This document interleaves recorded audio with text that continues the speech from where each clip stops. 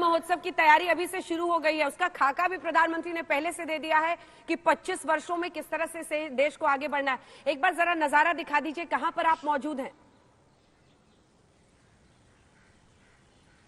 बड़ी मुश्किल से कनॉट प्लेस तक पहुंच पाया हूं और अभी जैसे देखिए, जैसे चूंकि अब सूरज उगेगा थोड़ी देर में, तो बहुत सारी तस्वीरें आपको यहां उसकी रौनक थोड़ी कम पड़ेगी। लेकिन अभी जो आप देख पा रही हैं, ये कनॉट प्लेस के अंदर की जो तस्वीरें हैं, यहां पर दरअसल ये पूरी रोशनी थी, रात भर यहाँ पर रोशनी थी और उसके चलते जो भी बिजली की व्यवस्था थी, तो यहाँ पर तिरंगे में सब कुछ सराबोर था। यहाँ पहले ही जो सबसे पहला बड़ा तिरंगा दिल्ली में लगाया गया था, वो यहीं पर सुरक्षा व्यवस्था के बीच सुबह मॉर्निंग में जो जॉगिंग करने वाले हैं वही पर आए हैं। लेकिन यहाँ कुछ ऐसी तस्वीर दिखाई पड़ती है जो सबसे पहले, सबसे ऊंचा तिरंगा दिल्ली का जो सबसे पहले यहीं देखा गया था। और इसके साथ साथ ये जो पूरा इलाका है, कल यहीं पर तिरंगा यात्रा भी निकाली गई थी। लेकिन इसके साथ साथ मैं आपको दूसरी तरफ दिखाऊं, ये बैरिकेडिंग की व्यवस्था है कि इसके आगे आना जाना फिलहाल परिंदों के लिए पर मारना भी मुश्किल है। जो जहां पर है वो वहां तब तक के लिए होगा जब तक कि प्रधानमंत्री का काफिला निकल नहीं जाता। और हालांकि इक्का दुक्का गाड़ियां कुछ इलाकों से निकल रही हैं।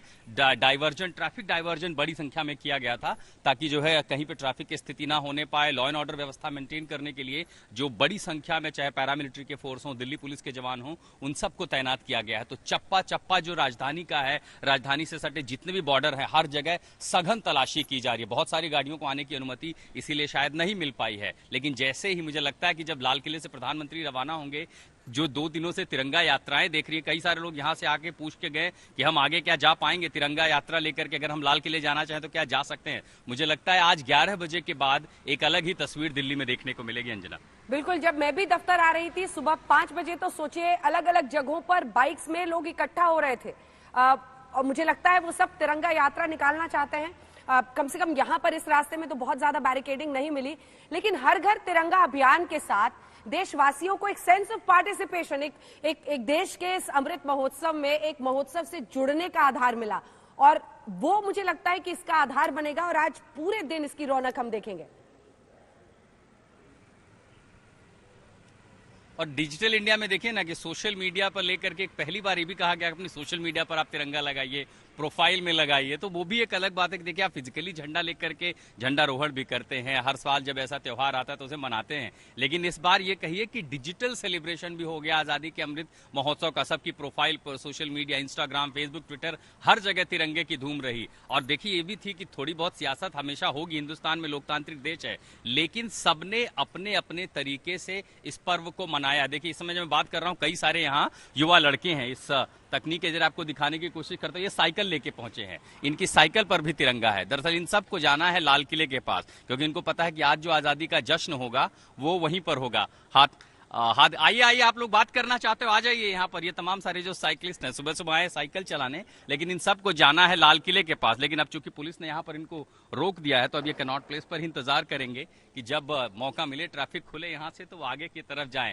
लेकिन हाँ, कम से कम तस्वीरों के जरिए शायद ही कोई ऐसा प्लेटफॉर्म हो, फिजिकल हो, डिजिटल हो, सोशल मीडिया हो, जहां पर लोगों ने इस पर्व में हिस्सा नहीं लिया हो। अंजना, बिल्कुल, अब वही जोश आज भी दिख रहा है। पहुंच गए हैं कुछ लोग आपके पीछे, अगर कोई बात करना चाहे तो जरूर कीजिएगा। सुरक्षा के भी खास इंतजाम इस बार किए गए हैं। आशुतोष, आइए आइए, कहाँ से आए आप लोग? आइए आइए, बिल्कुल। देखिए अब जो तमाम सारे लोग थे, मैं साइकिल पे सबके झंडा देख पा रहा हूँ। ये थोड़ा सा आगे आइए एक कदम के लिए। कहाँ से आए आप लोग, कहाँ जाना चाहते हैं आगे? हमारा वैसे प्लान था कि हम इंडिया गेट जाएंगे, लेकिन सिक्योरिटी रीजंस की वजह से हम वहाँ जा नहीं पाए, so we shifted our plan to CP. बताइए युवाओं के लिए थोड़ा सा और आगे, युवाओं के लिए आजादी के अमृत महोत्सव के मायने क्या है? युवाओं के लिए ये दिन कितना महत्वपूर्ण है और जिंदगी में आपको किस तरह का मकसद देता है? एक तरह से कह सकते हैं कि हमें मौका मिल जाता है कि जैसे इस बार कैंपेन चला कि 13 से 15 हर घर तिरंगे का, तो लाइक लोगों ने मनाया। हमने साइकिल पे तो मैं देख रहा हूँ, साइकिल पे भी सुबह सुबह लगाए, बस अभी हमने लाके सबने मिले, हम एक मेन एक पॉइंट पे, कॉमन पॉइंट पे, and then we moved on. अच्छा, सोशल मीडिया पर भी बदली प्रोफाइल अब लोगों ने? हाँ, बदली, वहाँ भी लगाया। अच्छा, कभी ऐसा भी सोचा था कि एक ऐसा सेलिब्रेशन आएगा जब आप डिजिटल तरीके से भी आजादी की ये पर्व मनाएंगे, फोटो लगाना, सोशल मीडिया, कुछ अलग एक्सपीरियंस था क्या इस बार? हाँ, काफी अलग था। मतलब काफी लोगों ने अपनी व्हाट्सएप पे, इंस्टाग्राम वगैरह पे फोटो लगाई। किसी कुछ अलग तरीका भी अपनाया आप लोगों ने ये सेलिब्रेशन मनाने के लिए? हाँ, जैसे इस बार ऑफिस में वर्क फ्रॉम होम चल रहा है, तो लाइक वर्चुअल सेलिब्रेशन हुई इस बार पूरे इंडिपेंडेंस डे की। सबने अपनी परफॉर्मेंसेस पहले से भेजी वहाँ पे, आपने भी कुछ परफॉर्म किया था? हाँ, मैंने क्या poem किया करी थी। चलिए सुना दीजिए, करोड़ों लोग आज तक के दर्शक सुन रहे हैं। अंजना उस समय स्टूडियो में बैठे वो भी सुन रही है, तो आपकी कविता क्यों ना हो जाए? कविता एक बार मेरे को चेक करनी पड़ेगी, मतलब मुझे याद नहीं है। अच्छा ठीक है, आप तब तक अपनी कविता खोज लीजिए।